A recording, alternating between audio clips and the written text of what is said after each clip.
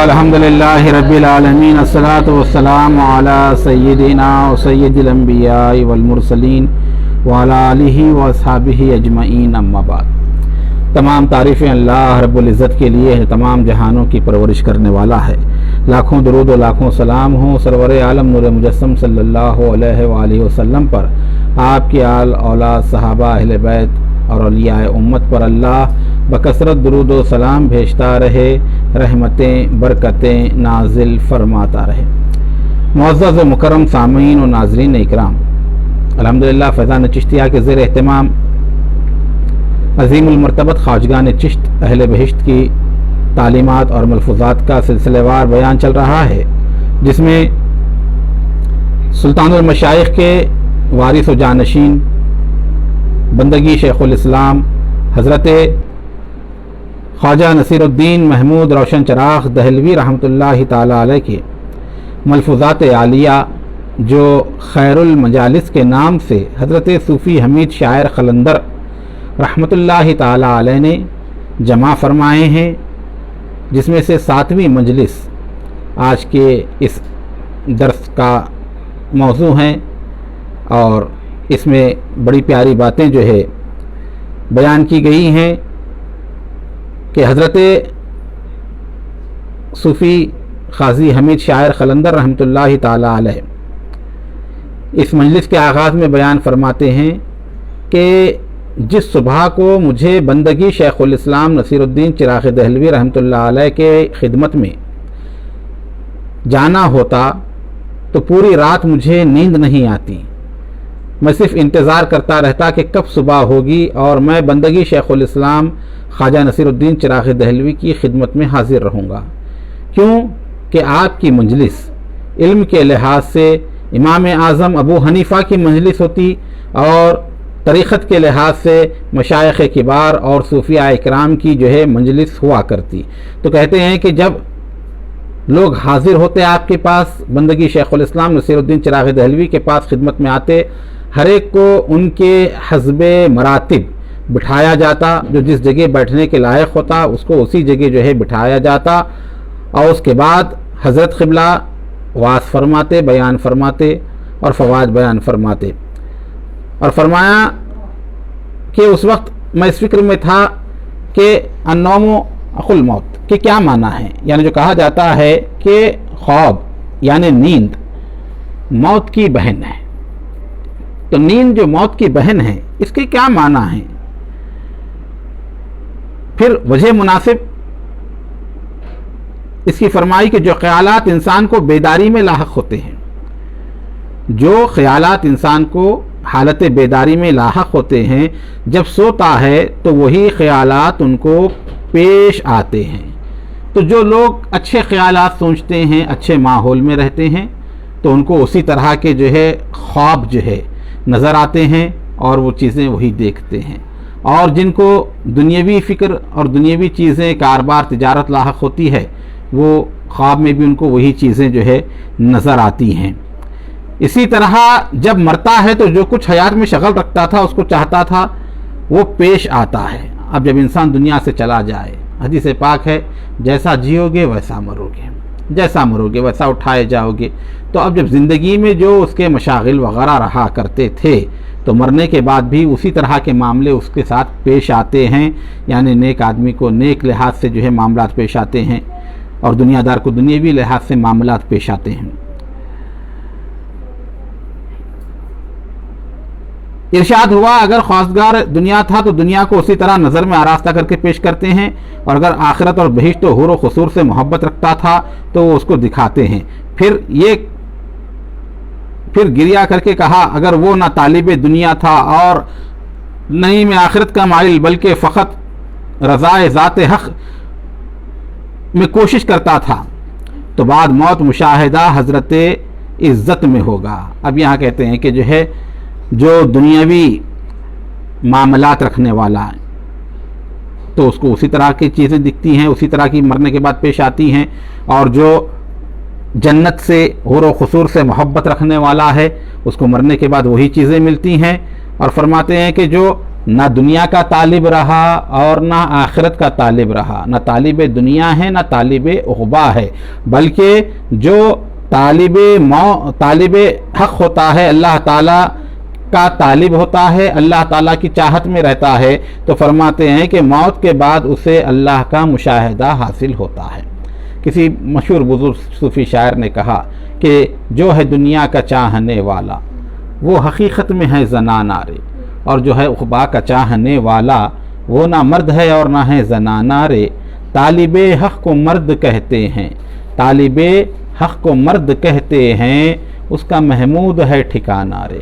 تو اس طرح جو ہے جو حق کا طالب ہوتا ہے وہ مرنے کے بعد مشاہدہ حق اس سے نصیب ہوتا ہے۔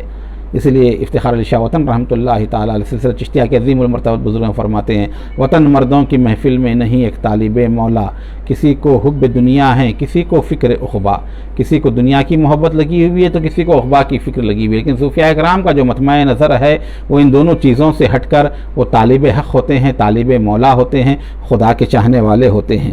پھر فرمایا جو کوئی کام موافق اپنی خواہش اور ہوائے نفس کے کرتا ہے تو اللہ اس کا وہی ہے، ہوائے نفس اس کا ہے۔ جو اپنی خواہش نفس کے لیے کوئی کام کرتا ہے تو فرماتے ہیں کہ وہ اس کا معبود وہی اس کا نفس ہے جس کے لیے وہ کام کر رہا ہے۔ اس پر یہ آیت پڑھی اور سر مبارک سے سینہ مبارک سے کھینچ کر فرمایا جب مردے کو قبر میں رکھتے ہیں اور مٹی اوپر ڈالتے ہیں تو منکر نکیر آ کر اس کو بٹھاتے ہیں، جسے معلوم ہے تمام حضرات کو احادیث مبارکہ میں یہ ہے کہ 3 سوالات قبر کے اندر ہوتے ہیں، اس کا ذکر بندگی مخدوم نے یہاں پر فرمایا کہ زندہ کرتے ہیں اس کو اور سے سوال کرتے ہیں کہ من ربو کا ما دینو کا من نبیو کا، تیرا پروردگار کون ہے، تیرا دین کیا ہے اور پیغمبر تیرا کون ہے۔ اگر وہ مردہ مسلمان تھا اور اعمال شرعیہ بجا لاتا یعنی نیک عمل کرتا، اسلام کے احکامات کو بجا لاتا اور حالت ایمان اور اسلام میں جب مرتا ہے تو وہ جواب دیتا ہے ربی اللہ، یہ میرا رب اللہ ہے، وہ دین الاسلامی اور اسلام میرا دین ہے، وہ نبی محمد صلی اللہ علیہ وسلم۔ فرشتے اس سے کہیں گے کہ اس کی قبر میں دروازہ بہشت کو کھول دیتے ہیں، اور یہ حدیث پڑھی کہ حضرت صلی اللہ علیہ وسلم نے فرمایا کہ اس کی قبر جنت کے باغوں میں سے ایک باغ ہوتی ہے جو جوابات میں کامیاب ہو جاتا ہے، پہلی منزل میں پہلے مرحلے میں جو امتحان میں کامیاب ہو گیا۔ اور اگر علیہ عزب اللہ وہ شخص حیات میں مشغول دنیا تھا یعنی دنیا ہی میں مشغول رہا اور خداوند کریم سے کچھ خبر نہ رکھتا تھا، اللہ کی طرف رجوع نہ ہوتا اور ناشائستہ کاموں میں مشغول رہتا اور بے توشہ آخرت حاصل کیے مرا، یعنی کوئی نیک عمل نہیں کیے، کوئی توشہ آخرت کا حاصل نہیں کیا اور مر گیا، اور اس کی تحصیل میں دنیا اور اس کے دنیا کی واہیات کی تحصیل میں حصول کرنے میں حریص تھا، اور غافل پروردگار سے رہتا تھا اور پروردگار سے غافل تھا تو حیران ہو کر چپ ہو جائے گا، وہ جواب نہیں دے سکے گا، خاموش رہے گا۔ فرشتے دیکھ کر کہیں گے یہ بدبخت جیا اور بدبخت مرا، اللہ اکبر۔ پھر اس کی قبر میں کھڑکی دوزخ کی طرف سے کھول دیتے ہیں، یعنی دوزخ کی تکلیفیں اس کو پہنچنا شروع ہوتی ہیں۔ بعدہ فرمایا کہ دنیا کی محبت تمام گناہوں کی جڑ ہے۔ پھر کہا جو دنیا نہیں رکھتا مگر دنیا کی دوستی اس کے دل میں ہے اور اس کی یاد میں شب و روز سرگرداں رہتا ہے تو وہ بھی اہل دنیا ہیں۔ دنیا رکھتا نہیں، مال و متاع دنیا نہیں ہے، لیکن دنیا کی طلب میں جو ہے وہ حیران پریشان پھرتا رہتا ہے، سرگرداں رہتا ہے، تو فرماتے ہیں وہ بھی اہل دنیا میں سے ہے۔ اور ارشاد فرمایا کہ حب دنیا، دنیا کی محبت جو ہے وہ فعل دل کا ہے اور حب ہر اس چیز کے لیے خواہ اس پر تقاضا کرتی ہو۔ پھر مناسب ان فوائد کی یہ حکایت بیان فرمائی۔ اب یہاں پر اپنے پیر و مرشد کی اتباع میں جو ہے حکایت بیان فرماتے ہیں، واقعہ بیان کرتے ہیں۔ ایک بزرگ تھے، خواب میں ایک جوان کو دیکھا، کرسی زر پر بہشت میں بیٹھا ہوا ہے، جنت میں جو ہے اعلیٰ مقام پر اچھی کرسی پر جو ہے بیٹھا ہوا ہے اور اقسام کی نعمتیں اس کے روبرو رکھے ہوئے ہیں، حور و غلمہ اس کے جو ہے آزو بازو کھڑے ہوئے ہیں۔ اس نے فرشتوں سے پوچھا یہ جوان کون ہے، کوئی ولی ہے یا نبی؟ فرشتوں نے کہا کہ اس کا نام مالک بن دینار ہے۔ وہ جو نوجوان تھا جس کو دیکھا گیا مالک بن دینار رضی اللہ عنہ، اس نے دنیا میں طاعت و عبادت بہت کی اور مقصود اس کا حور و قصور تھی، یہاں وہی پایا۔ بہت عبادت کیا، طاعت کیا جہاں پہنچنے کے لیے، اور اس کو یہ مل گیا۔ پھر وہ خواب دیکھنے والا یہ سن کر آگے چل گیا، نکل گیا اور دیکھا کہ ایک اور جوان اس سے برتر مقام پر، اس سے اونچا مقام پر کمرے میں بیٹھا ہوا ہے، ہاتھ کمر پر رکھ کر مشاہدہ حق میں ٹکٹکی باندھے ہوئے مست و حیران کھڑا ہے، اللہ کے مشاہدے میں، ذات حق کے مشاہدے میں کھڑا ہوا۔ پھر اس نے فرشتوں سے پوچھا یہ ولی ہے یا نبی جو اس درجہ بلند اور مقام عالی کو پا گیا، بڑے مرتبے پر پہنچ گیا، مگر اس کے آگے کچھ کھانا پینا حور و غلمان نہیں تھے، کوئی چیز نہیں تھی اس کے ساتھ۔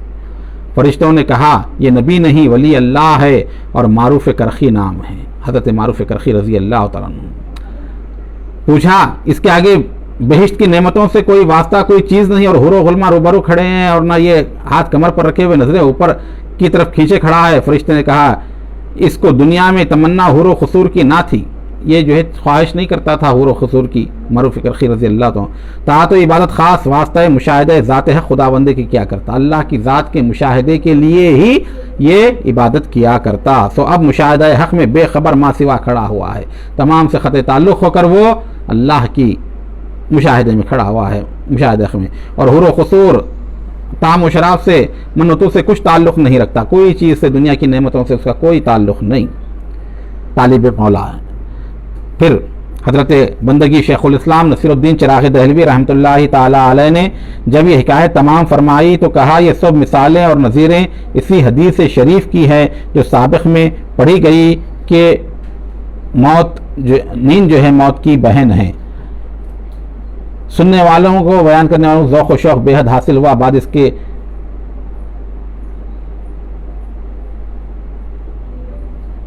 آپ نے زبان مبارک سے فرمایا دنیا شہ را وہ خیسر و خاخاں را، دوزخ بدرا بہشت مرے کا را، تسبیح فرشتہ را صفا مرا انسان را، جانان ماں وہ جان ماں را۔ من بعد یہ حکایت بیان فرمائی کہ حضرت شیخ ابو القاسم فارمیدی رحمۃ اللہ علیہ ایک سفر میں تھے، کسی شہر میں گئے، ایک دیوانے کو دیکھا کہ توق گلے میں، ہتکڑی ہاتھوں میں، بیڑی پاؤں میں پہنے ایک شفا خانے کے دروازے پر بیٹھا ہوا ہے۔ اس کو بٹھا دیا گیا ہے، گلے میں توق ڈال کر، ہاتھوں میں ہتکڑیاں ڈال کر، پیروں میں بیڑیاں ڈال کر جو ہے دوا خانے کے پاس جو ہے اس کو بٹھایا گیا ہے۔ ان کو دیکھ کر کہا اے مرد خراسانی میرے پاس آ۔ حضرت ابو القاسم فارمیدی کو دیکھ کر کہا کہ آؤ ادھر میرے پاس۔ حضرت ابو القاسم اس کے قریب گئے، اس نے کہا آج رات کو جب تو مشغول ہو تو یہ میرا پیغام دوست سے کہہ دینا کہ میرا گناہ اسی قدر تھا کہ میں نے ایک بار کہا تھا کہ تجھ کو دوست رکھتا ہوں، اس پر توق و ہتکڑی اور بیڑی پہنی۔ مجھ کو تیری عزت و جلال کی قسم اگر بلائیں ہفت آسمان و زمینوں کا، یعنی تمام ساتوں آسمان ساتوں زمینوں کی بلائیں اور توق اور ہتکڑیاں بیڑیاں بنا کر مجھ کو اس میں جگڑ دیں تو بھی سر منہ تیری محبت ان تکلیفوں سے میرے دل میں کم نہ ہوگی۔ اگر تو کتنا بھی اتنی بھی تکلیفیں دے، ساتوں زمین و آسمان کی تمام بلائیں بھی مجھ پر ڈال دے اور پوری چیزیں میرے اوپر ڈال دے تو کہتے ہیں کہ مجھے فرق نہیں پڑے گا، میں تیری محبت سے ایک بال کے برابر بھی نہیں ہٹوں گا۔